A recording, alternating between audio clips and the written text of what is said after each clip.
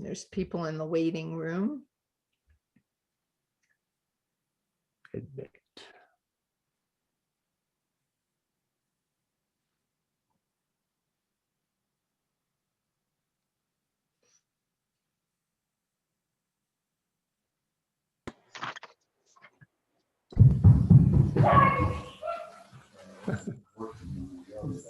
Yeah, Somebody needs to mute. that's a good sign. Yeah. There's kids around, yeah. I'm sure you'll hopefully not hear mine. Yeah. Right. Fingers crossed.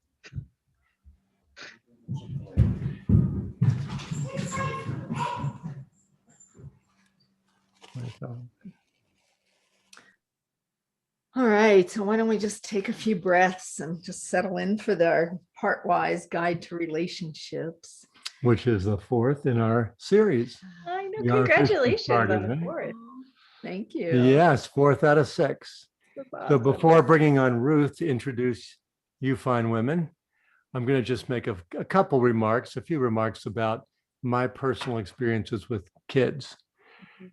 So I could use the word joy, and yet that strikes me as something that's ineffable. So ineffable means there's no words that do justice to that joy. It's like if you tried to talk to a blind person who's never had vision about a flower garden or the sunset over the ocean, you just can't quite get that point. You can't get it across sufficiently. So that's how much joy I've had in raising 3 amazing kids. You're rocking too, huh? You agree? Doing my happy dance. Yeah. It's been a particularly great opportunity to be with the kids around their stages of development. Mhm. And, I realize that actually goes 2 ways. And true to form, as happens with most families, kids are great teachers. They have taught us a lot as we've also guided them in each of these stages. And one of the things that I found particularly impactful to ourselves as well as to the kids is having weekly family meetings. We did that for at least a year. Remember that? When the Many years. Was it many years? Oh, I yeah. don't recall it being many years, but this was for 2 of the 3 kids. The older daughter was off in college already. She was much older. But those kids learned an awful lot about communication and leadership in the process. And that's something they've carried forth to this day. We have had our challenges and disappointments like everybody else. We wouldn't want to miss those, right? Particularly with one of those kids was a particular challenge. But I am happy to say that everyone's landed on their feet, and we have a very close relationship with each of those 3 children, as well as our 3 granddaughters at this point.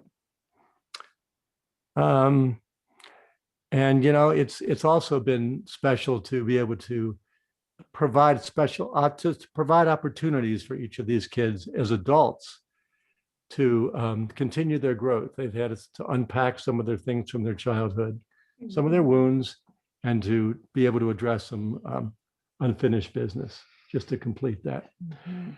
So I think, without waxing on, I'm going to turn it over to you to introduce the women and to make some of your own remarks. Thank you. That's lovely. Thank you. Yeah, I remember doing family meetings for a long time. So that seemed like way more than a year, but who knows? So anyway, welcome to the Heartwise Guide to Relationships. This is such a fun thing that I imagined, and then here it is. Here we all are. So for those of you who aren't familiar, our book Heartwise just came out, and it depicts the notion of being heartwise in that we each honor each other, whether we're the partners or our family or our friends or our kids. We're just honoring the individuality of each person and making space for them and to know themselves and know how to manage themselves. So we have 2 women in the house here, Kelly Gonynor, who's going to share some of her wisdom as a therapist, a family counselor. And we have Emily Paulson in the house, who's a mom of 2 kids, and one of them has some special needs. So she's going to share some of the tools that have worked for her. And then if we have questions, we'll entertain them afterwards. So take it away, Kelly and Emily, and thanks so much for being here. Thanks for having us. Yeah.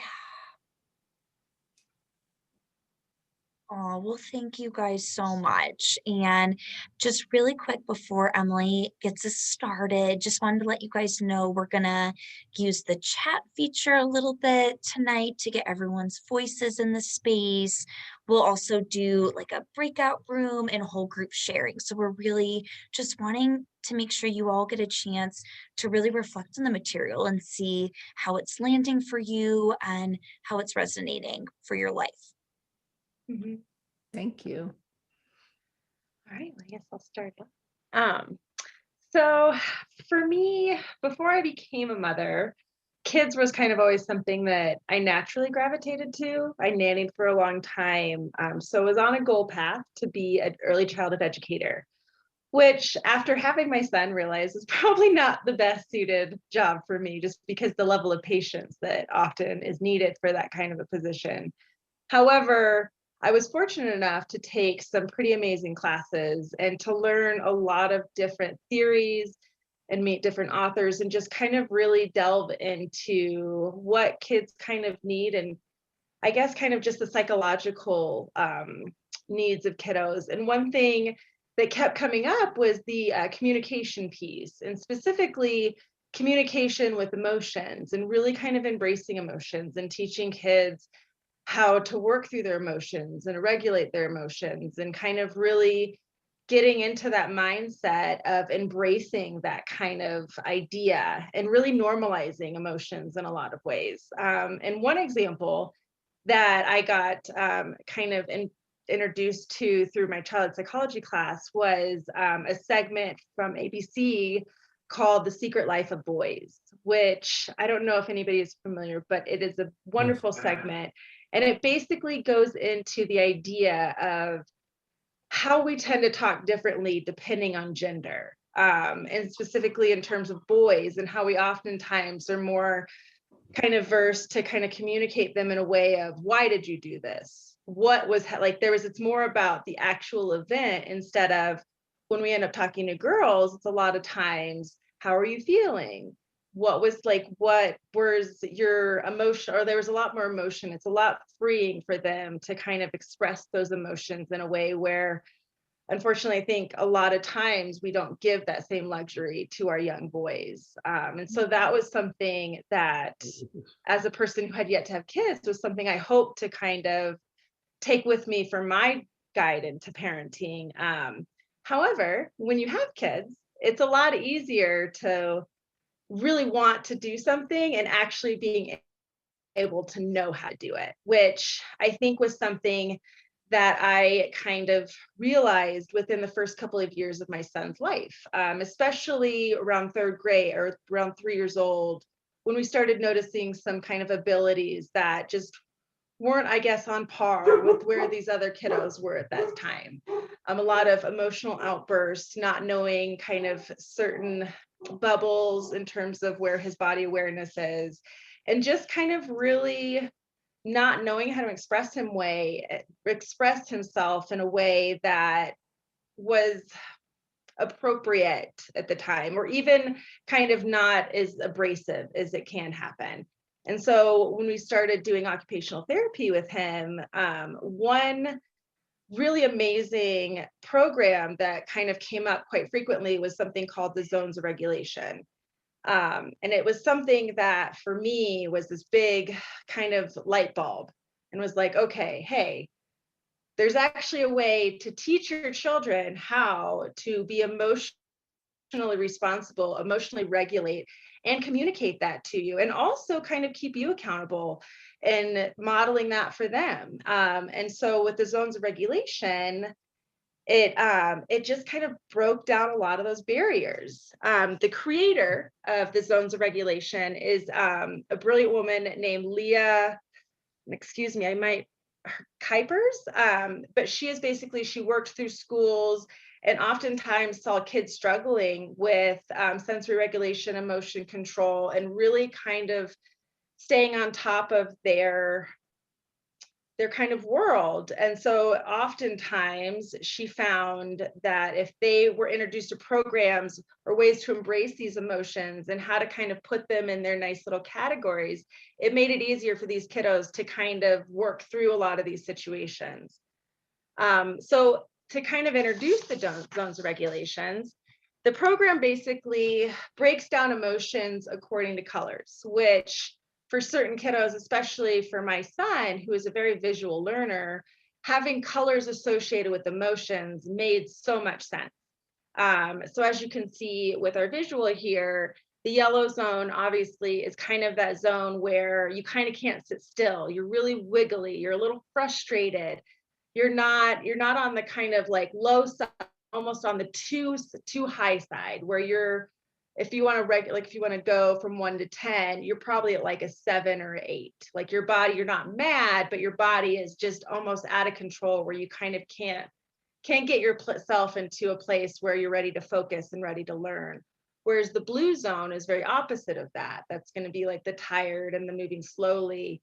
And so for us in my home, and kind of just bringing it into our household, having the colors and being able to use a lot of that language just kind of guided my kiddos and me, honestly, to understand, okay, so we are in the green zone right now, which is perfect. We want to be in the green zone, but the green zone isn't always the zone that you want to be. When, say, you're at the park or a playground or playing outside, the green zone may not be appropriate. The yellow zone might be the place where you kind of need to be and kind of get yourself in there, or vice versa. We're in the green zone and we need to slow it down a little bit and kind of get into the blue zone.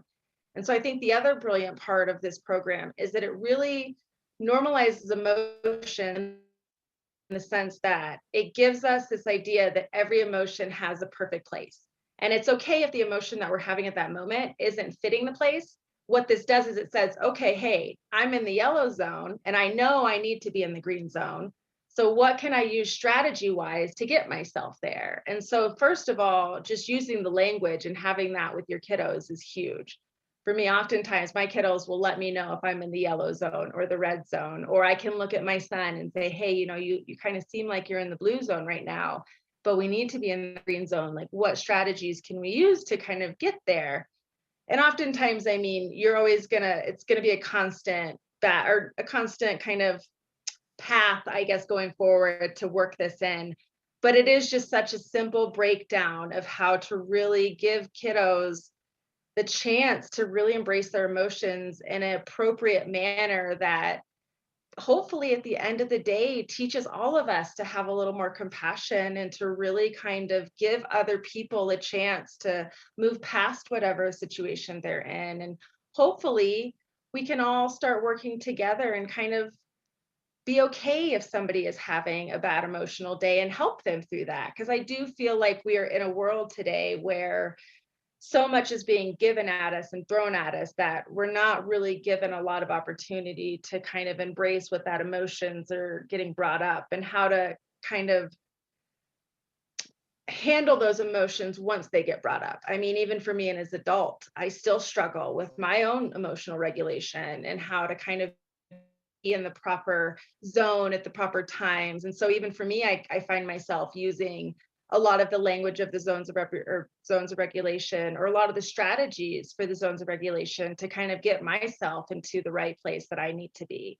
And yeah, I think that it's just another avenue to really kind of embrace emotions and to realize that we all have them and we really need to kind of embrace them and let others be okay to have them. Kind of, I think for me, the biggest outcome and biggest reward that we gain from the zones of regulation, and just kind of giving me as a parent direction on how to teach that too. Because I think sometimes it's such a daunting world to kind of be in, that having any kind of program or direction that gives you just some kind of insight on how to express this, I mean, it's kind of priceless as a parent.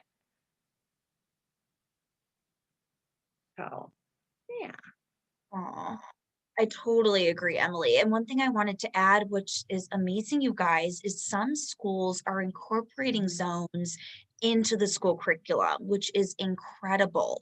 I used to be a school-based therapist in Greeley, and now like teachers are using what zones are you in, and the kids are learning this. And so it's exciting to see that within different systems, we're teaching about emotions, because I know I grew up in a family where, you know, emotional intelligence wasn't really valued. You know, we didn't talk about it that much. And it's really encouraging to see that this is, yeah, it's becoming just more a part of our language, more a part of our vocabulary for kiddos to grow up as adults and be able to talk about feelings. Yeah, I mean, I think I agree with you wholeheartedly. My family, we definitely were not emotionally centered in terms of how we communicated. And it was very much where you deal with it, you take care of it, and come get me if it's really big. Otherwise, we don't really want to hear about it. And I think we've learned through all the things happening and kind of all of the lessons you learn as growing up that that's not necessarily the best way to handle things. And I think the sooner we can teach our kiddos to really be okay emotionally and to kind of embrace those emotions, regardless of how vulnerable or how yucky you feel, it can only lead to good things. And so it's kind of nice. And will say the other thing about the zones is it's this awesome foundational resource that really kind of branches into all these other areas that are just more resources and more supports and more ways of kind of looking at it, especially for kiddos who might be similar to my son, who you have to change it up. He can't handle something, the same thing, and still kind of progress with it. He needs to have programs that can be kind of varied and changed and switched and kind of constantly moving forward. And so that is the nice thing with the zones, is that it really is kind of a really great starting point for this kind of education for your kiddos and for your family. And again, for adults, because I use it all the time. I mean, I even kind of talk to myself sometimes, and Emily, you're in the yellow zone, so what are you going to do? And I'll go take the dogs for a walk, and I'm right and ready to go for the green zone. But it's interesting when you start practicing it with your kiddos, how kind of normal it just becomes in your everyday world. Which is, I mean, again, from a kiddo, kind of as yourself, Kelly, who didn't have that growing up, I love seeing it. And it's fun to kind of show other kiddos how to do it. And it's a language that I think isn't off-putting, and it doesn't make parents feel like they can't ever do this or you can't make mistakes. I mean, I think if anything, it's a program where they kind of want you to make mistakes, because that's how you're going to learn, and that's how you're really going to kind of work through a lot of things. I mean, I hope that we're coming into a world where we can embrace our mistakes and really learn from them and teach our kids to do the same.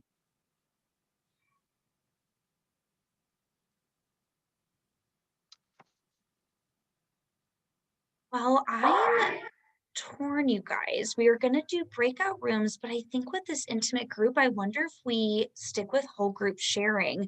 I'm going to share, just because it's totally okay if you guys don't have the zones memorized at this point.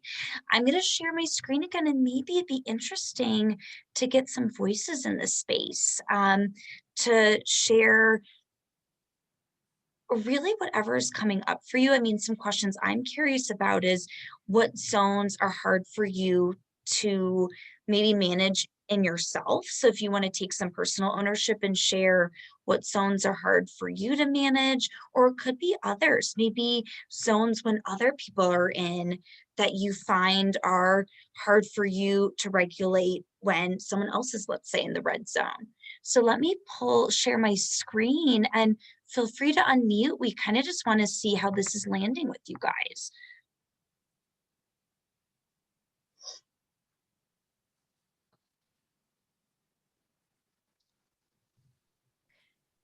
I just had something to share, I guess a couple things that were coming up for me, because one of you mentioned also like in childhood, like how that wasn't really in the home. And there was a certain point where I was a teenager, and maybe I saw a communication book on my mother's bookshelf, and I was like, what's this?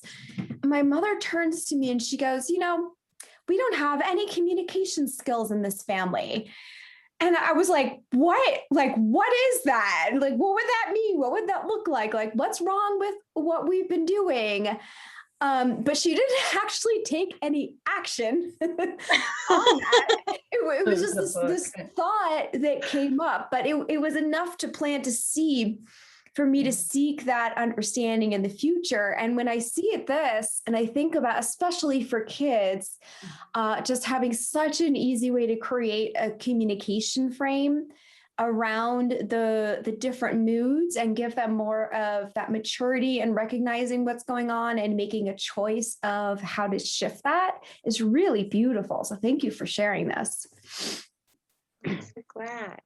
I know, I feel like it's interesting when my kiddos kind of bounce around to zones and they start using that language. It's kind of my favorite thing to hear my daughter say, oh, mommy, I'm in the yellow zone, so I'm going to go do this right now and get out of it.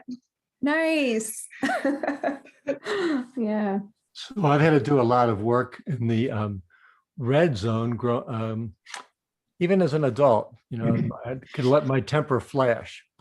And what I have much more control lately, except for a couple pet peeves, like technology, when technology goes awry, or getting embroiled in bureaucracy. Then what starts in the yellow can pretty quickly or easily go to the red. I don't live there, I don't stay there long, but I can definitely spend some time there, a little bit of time there. Which is totally true. I mean, my kiddos are the ones that usually tell me when I'm in the red zone. And I've overheard them sometimes say, mommy's in the red zone, watch out. And then it's like, okay, I should probably go do some strategies, because I think you just get so caught up in your world that you kind of don't realize the emotions that are kind of pouring out of you sometimes. This one tells me, but I don't need her to tell me. I'm going to hang out here for a while. Thank you very much. And then I will regulate it. Right? Come back, calm down. Right? The greatest thing is not to take the bait, because I used to take the bait, like he was upset, now I'm upset, and I just don't let his mood hijack my day. It's like his mood, he's in whatever he's doing, and that's not mine. So bless you, my friend. Even if you don't understand how bad these things are, right? Insurance companies and big government and all that. Oh, I love it. I was going to say the blue zone is my hardest. I don't get to the red zone very much, but I don't like feeling that low energy, because I value energy so much, so I give myself a day to just lay around sometimes and rest, but it's not my most favorite place to be. Yeah. And oftentimes get stuck in the blue zone, and he has, because that one can be real tricky. It's easy to wallow there. It is. Well, and it's hard to kind of do the strategies sometimes to get out of the blue zone, because usually your energy is so low that the idea of doing anything that would bring your energy up just does not sound appealing. Yeah. Especially true of depressed people. Yes. Well, and one thing my son actually shared with me recently is in his school, they're actually starting to add more colors to the zones. So they're adding like purples that are in between the blue and the greens and oranges. And so I think it's just kind of even more awesome that it can kind of expand as we kind of get more, I guess, better at it and kind of more attuned to doing it. Right. Wow. Oh, that's great, Emily. Oh, I love that.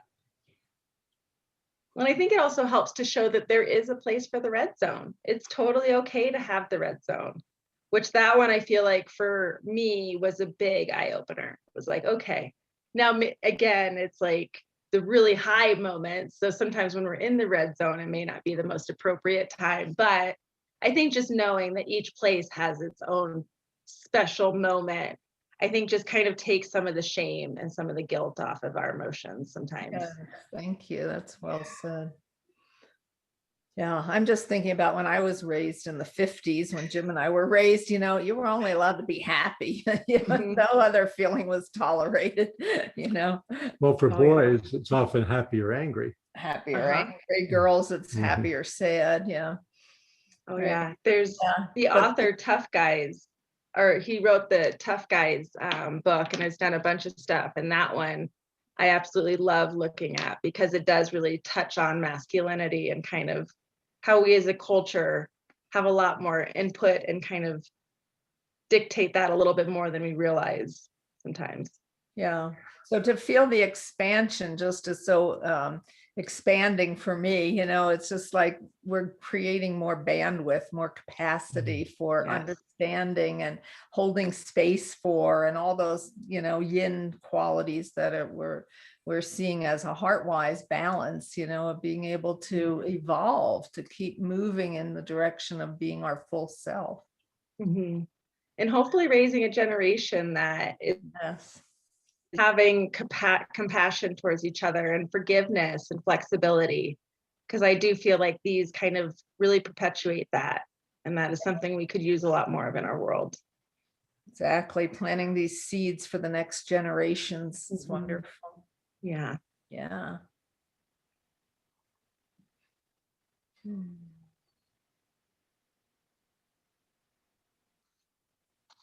Anyone else?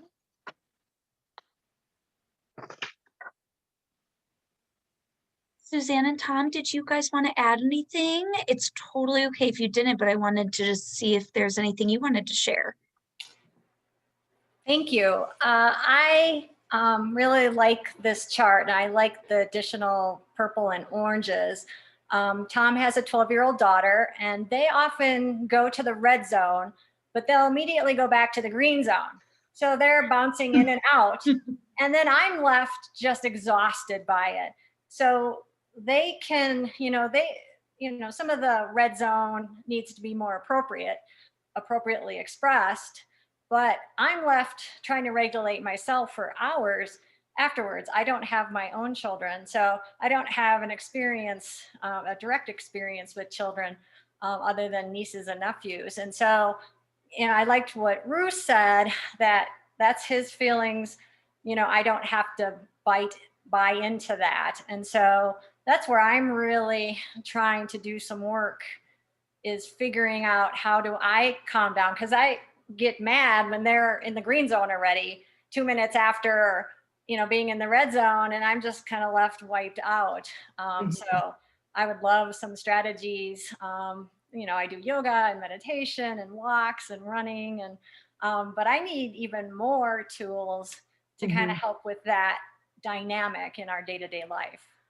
Oh, I totally understand that. I mean, even having the kiddos be my kiddos, I mean, that happens to me all the time, especially because it's really hard to kind of not put yourself into their situation, because they're your kids and you want to help them. But I will say the zones of regulation, it gives you the opportunity to kind of take your part out of it and just kind of remind them, like, hey, you're in that red zone right now. Like, you're kind of bouncing back and forth, and even reminding him, like, that's okay to do, but we're really wanting to stay in that green zone, and I kind of need you. Or you can even kind of, what I do sometimes is remind my kiddos, like, man, you're really revving me up too. Like, I'm getting into the yellow zone and I'm going to have to go do my strategies to get out. And I think that's the beauty of it, is it kind of hopefully can just take a little bit of that off yourself and just give you a quick little language to use. So that way you don't, because it is exhausting. Oh my gosh, I can walk away from a conversation with my son and immediately need to have like a 20-minute nap just to kind of move on with the rest of my night. Because it does. I mean, it's emotionally draining. And so I think it does. And hopefully we'll get you guys an email, and there's a few strategies for each zone that are just kind of like quick little ones to try. And then based off of those, you can kind of throw in some other ones that might be more personal to yourself. But it really, once you practice it for a while, you'll start to kind of realize, like, okay, well, they're getting into their red zone and then they just hopped into the green zone, and oh my God, I'm losing it. So you'll be like, okay, I'm going to go walk away and do my zone work. And it's interesting. My kids, they respond to it. The minute mommy says, I'm in the yellow zone, I'm going to go take a walk, they're like, okay, go do that, mom. Don't get in the red zone. And so I think it also kind of invites them to have that language with you, which I then, again, makes it their situation and not so much yours. At least that is how it's kind of transpired in my house, which has been huge. I mean, we still have moments, and mommy's still in the red zone quite a bit, but I think the language kind of helps everybody not feel like they're really kind of losing control, I guess, is the best. I think it helps to have guidelines and some boundaries. You know, Yeah. what's appropriate, what's out of bounds, so to speak, for each of these zones. Oh yeah. And I think it just gives us a visualization too. Mhm. Well, I wanted to address what you were saying, Suzanne, and I was just having this conversation with a client earlier when his wife is in the red zone. It's to be the loving witness is what we came up with. I'm holding the space here. I see that you're going through something, and I'm just going to be kind of the whole holder of the space for you to work your way out of it. I'm going to send you loving energy and allow you to do your process. And that kind of acceptance is helpful. Yeah. It doesn't escalate. Right. I mean, that's a huge step in our evolutionary track, and I'm a total beginner in it. So, I'm just offering it, to just be able to step back, step out of it. It's happening, and I take steps back and I just witness. I think you do that well. Well, thank you. I do. You do well. Thank you. Kelly, did you have some more you wanted to share? Yes, you guys, I'll stop sharing just for a second and then we'll come back to that. One thing I just wanted to touch on with the zones is, of course, right, language, verbal language, and also paying attention to our nonverbals is so important. I don't know if you guys have heard of PACT therapy, but I work with a lot of couples and we talk a lot about the coaching, right? Of in the moment, if the partner or your kiddo has they're doing something with their facials, it's so important to just point that out, because so much of how we communicate isn't with our words, right? It's with our energy, it's with our essence, it's with how just our body language is. And so I wanted to touch on that and kind of do some exploring as far as how that connects with the zones. So it was interesting, Suzanne, when you were like, yeah, the girls flip-flop, right, between the green and the red. And so kind of like, okay, what does the red look like, right? Because I'm sure there's verbals attached to that, but I'm sure there's a lot of cues you and Tom get when the nonverbals are showing up. So we'll kind of do some exploring with that. I actually picked out a few poems for you guys that I thought I'd read. I love poetry, and I just felt like they kind of fit for tonight's theme of Heartwise Family. So this is a poetry book I love. It's called Heart Talk by Cleo Wade. And the first poem is kind of just about, we always get a second chance. And I think this is so important when we talk about the zones of regulation, because we can be really hard on ourselves, right? When we're in, kind of like Jim was saying, when we get in the red zone, as we all do, we can be really hard on ourselves. We can really beat ourselves up for what actions or what we said or how we made our loved ones feel. And so I think it's just important to take note of, right? We always get another chance, right, to redo communication. So the poem reads, "The best thing about your life is that it is constantly in a state of design. This means you have at all times the power to redesign it. Make moves, allow shifts, smile more, be more, do less, say no, say yes. Just remember, when it comes to your life, you are not only the artist, but the masterpiece as well." And I truly believe that about families. I truly believe families are such a masterpiece, and we're always the artists, right? We're always kind of designing and creating and finding the fun in it. I think sometimes a lot of the families I work with, a lot of the family clients, it almost can feel like a chore in a way. And we really want to remind you, like Emily and I both, it's like as we were preparing for this, I mean, this can be really fun to kind of work on redesigning the family and trying these new things and finding the playfulness in it. As adults, we can be so serious and, it's like, just have fun with this. Well, I think there's so many ways to kind of bring it in without making it pinpointed on the actual family members. Like there's times where me and the kiddos will be watching TV, and I'll ask them, hey, what character, like that character, which zone do you think they're in? And then explain to me why you think they're in that zone. And we've even got some great resources from Tristan's certain therapies that he's done. And one of them is this awesome face template where with Play-Doh, he needs to create a kind of an emotion that's going to go with whatever zone that we've dictated for that round. So say if it's a blue zone, okay, give me an emotion. And then we all have to guess what emotion you tried. So I think there's so many fun little games and ways that you can practice it without kind of making it so personal. Because I don't know if your kiddos are the same, but sometimes when mine feel like it's a very personal situation, they're a lot less willing to kind of engage in what we're talking about and kind of really kind of embrace the strategies that can work for them in those situations, whereas opposed to kind of talking about it in a less personal manner, I think kind of normalizes it in a way that when it does come up for them,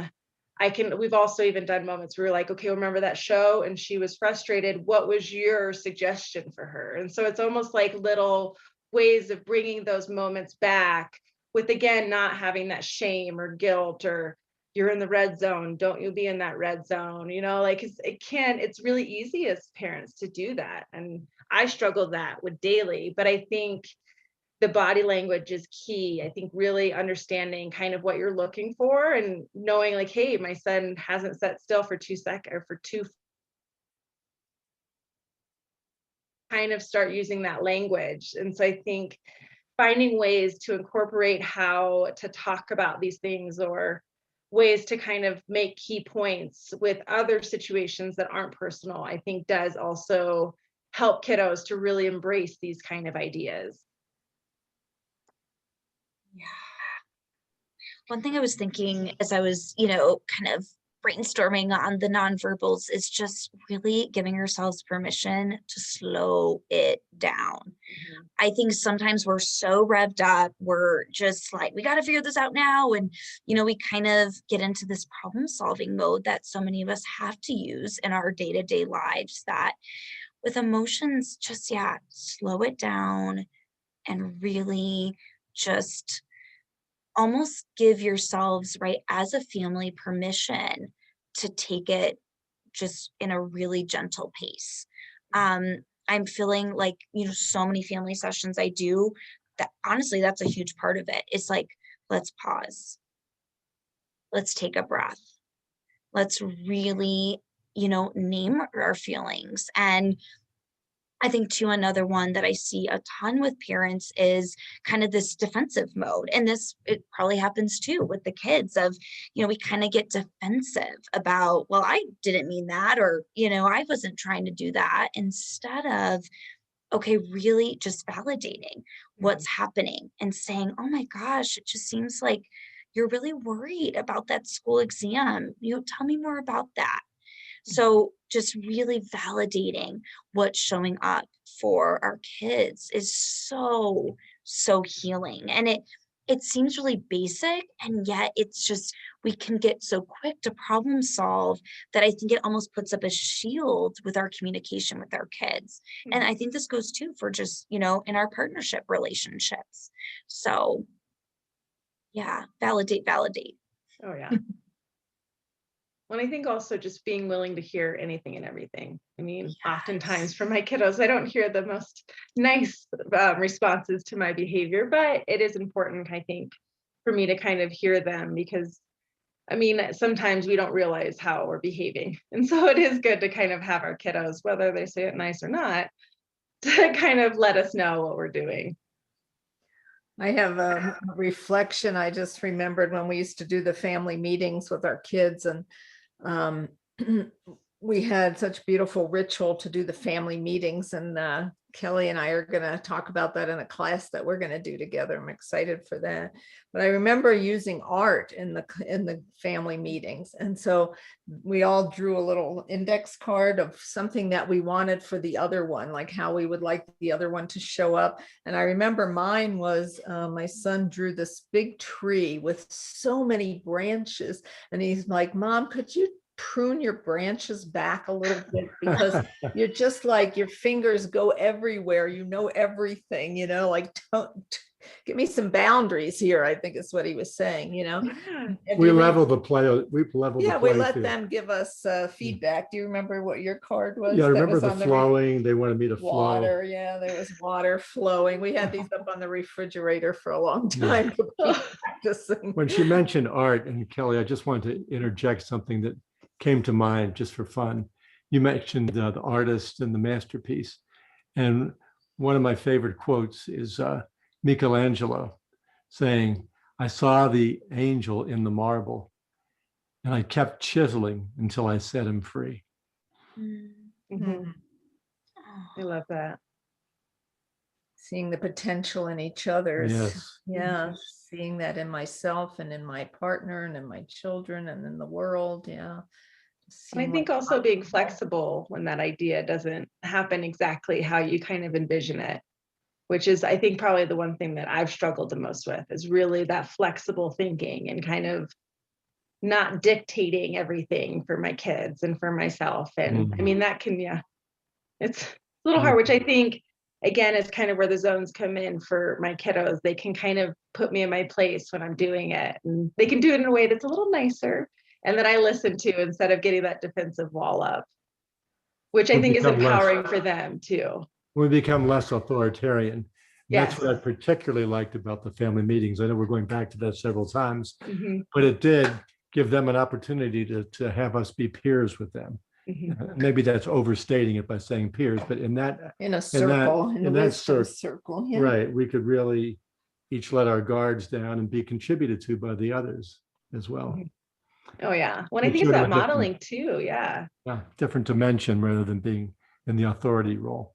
Mhm. Mm. Which is exhausting. I mean, the authority role is an exhausting role to be in all the time. Kind of nice to pass the torch off, even if it is to the kiddos for a little bit. Right. Well, that's the next stage of their development, is to be self-managing and self-reliant and autonomous. And so we do need to pass it off to them, you know, Mhm. so they can keep developing those next stages. It's beautiful. Yes. Yeah. So Kelly, how did you think the whole thing of the nonverbals would be helpful in these family structures to actually? Oh, yeah, to integrate, we were going to use the chat feature if people, super easy, just at the bottom. We really wanted you guys to just think through what you notice in your kids and also in yourself in that zone. So don't, again, no pressure, don't feel like you're writing sentences, but we'll kind of go zone by zone. But we really wanted to personalize it because we kind of all have our unique mannerisms, and just to bring awareness to your nonverbals, because I'm sure, some of us have gotten feedback, and these are things we're always working on. So let me share, I'm going to share this again, just so, and then can you guys still see the chat box on your end? Yes. Okay. For some reason I can't see mine, but I'll try to participate. So let's start with the blue zone. And what Emily and I were thinking is, feel free, just fluid type. It can be like one word, then another. How you know, and this could be verbals or nonverbals, when you and your kids are in the blue zone. And Emily, you might, after participating, might have to read some of them out. I'm so sorry, I can't see the chat.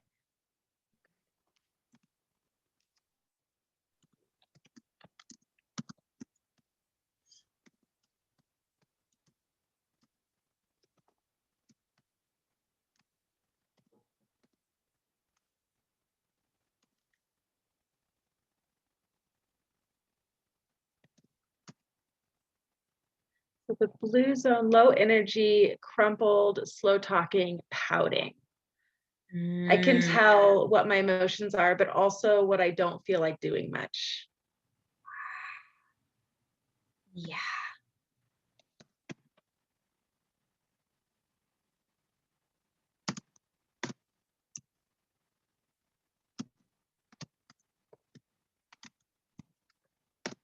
One thing I'll say, and feel free to keep writing in the chat, you guys, great job, is I think sometimes with the blue zone, we can take it personally when our loved ones are in the blue zone, or we can get really quick to want to fix it. So, for example, if our kid is feeling really sad and down, we almost want to fix it right away. We want them to feel better right away. And yet there's so many nuggets of gold, right? When we really sit with someone in their sadness. So just again, kind of paying attention to how you respond when someone else is in the blue zone.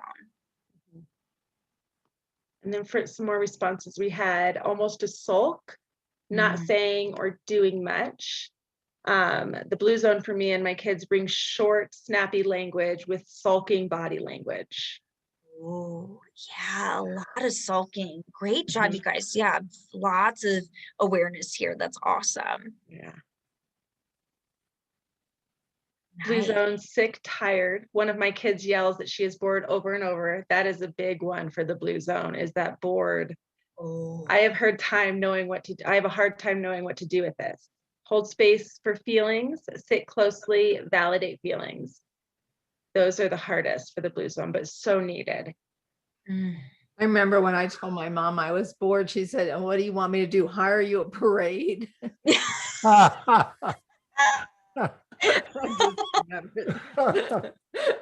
might take that. That's a really good one.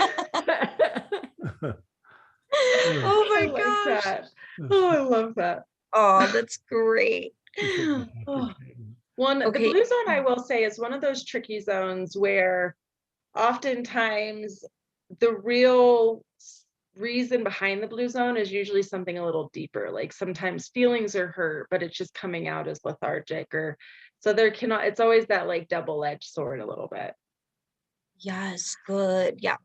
And that's when, again, like slow it down. If you guys have seen the iceberg metaphor, I love that. I always use the iceberg metaphor with families. So often we're just seeing the little tiny cap, and yet there's so much going on underneath. Yeah. Yeah, staying curious, asking really loving questions. And I think sometimes just being patient, right? Knowing the answer might not come out that evening. You know, we might not know the answer for a while, and being okay with that. Well, I think sometimes it just helps to know what zone you're in and what emotions you're really feeling. So if you do need to sit and kind of marinate in them, at least you're kind of aware of what is kind of going on and you can work through them in that manner. Nice. Yeah. Okay, you guys, let's move on. We'll end with the green. Let's move on to the yellow zone. So again, typing in the chat, free flowing, what you notice in yourself or your kids when y'all are in the yellow zone.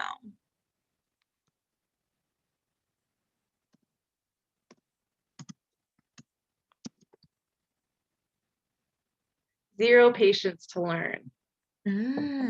Oh, interesting.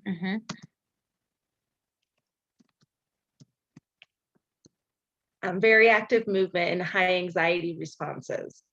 Yellow zone, restless, agitated, unsettled, stressed, wanting to move. I can't, which is a big one in the yellow. Feel pulled in many directions and hard to know what to do in each moment. I feel like the yellow zone is very much about the confusion. When frustrated, I have a hard time changing my focus at times.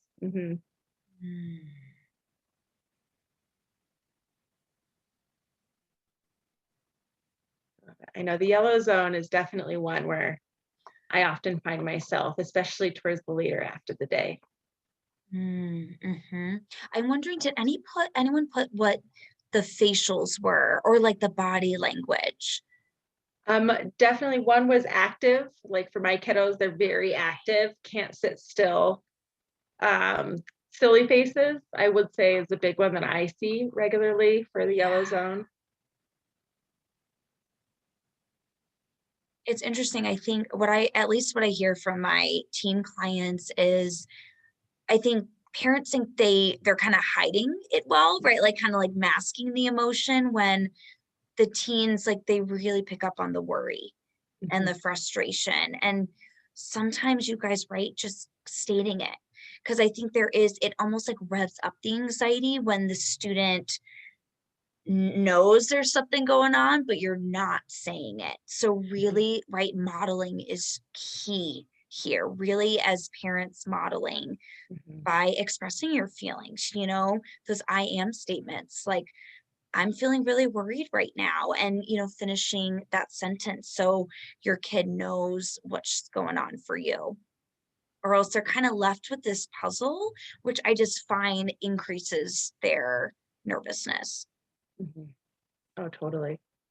Ruth shared, when someone in yellow have to pull away, so not getting in it with them very much. Oh, Well, I feel like the yellow zone too is a tricky one, because you can oftentimes think you're actually in the green zone because you're not necessarily in a bad, you could be at a very excited emotional state, but not realize that excitement is too much for that specific situation, which oftentimes happens with my son. And I have to be, yeah. Great job, you guys. Okay, we'll move on to the red zone. So again, just let it flow, whatever you notice in yourself and your kids.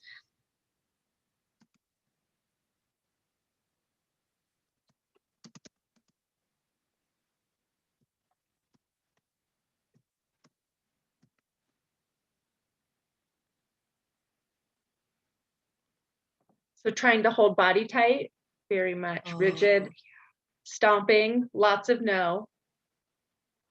Mhm.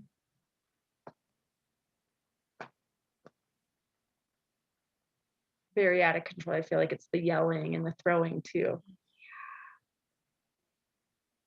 Lashing out of control, temper flaring, no listening ability, which is definitely reminiscent of the red zone.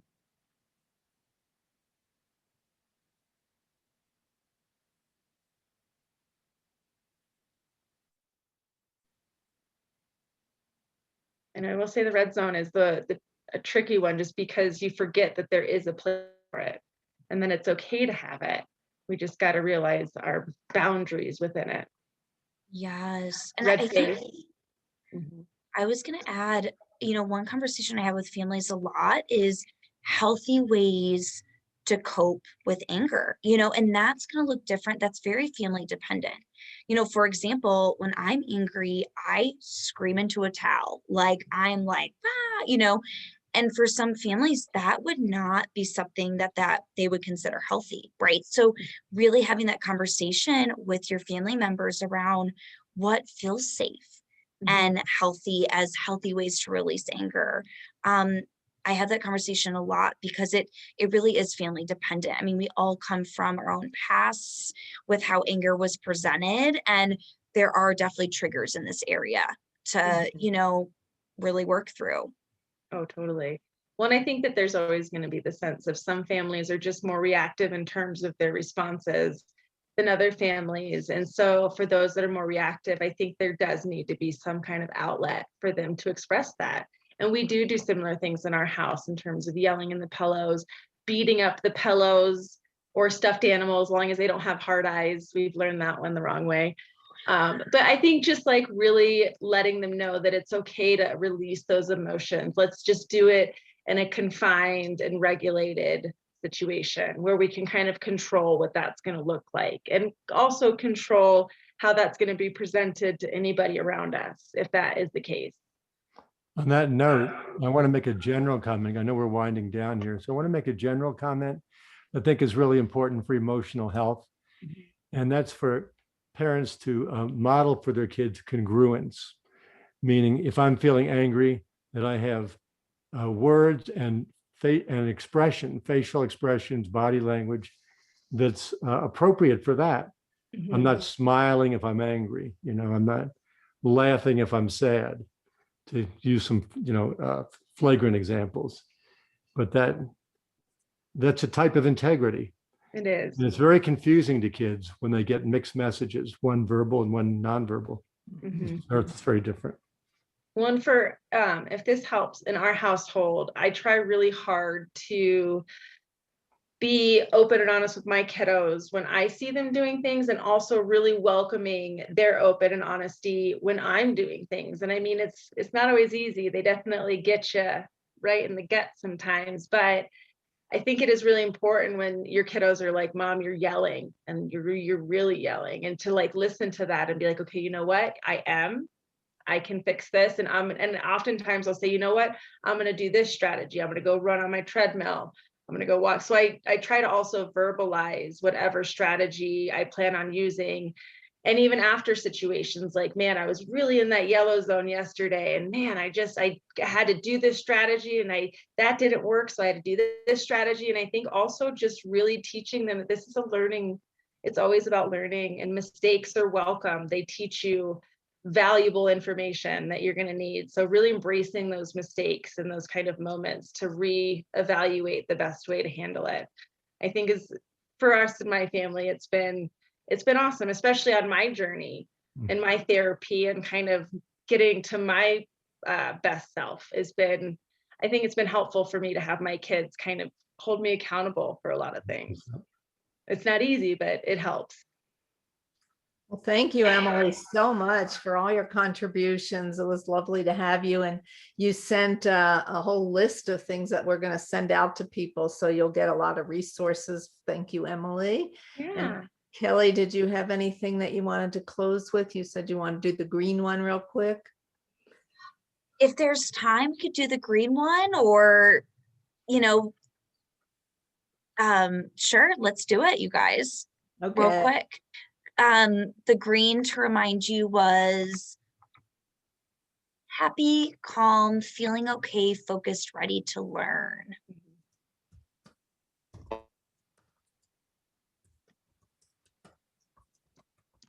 Laughing and smiling.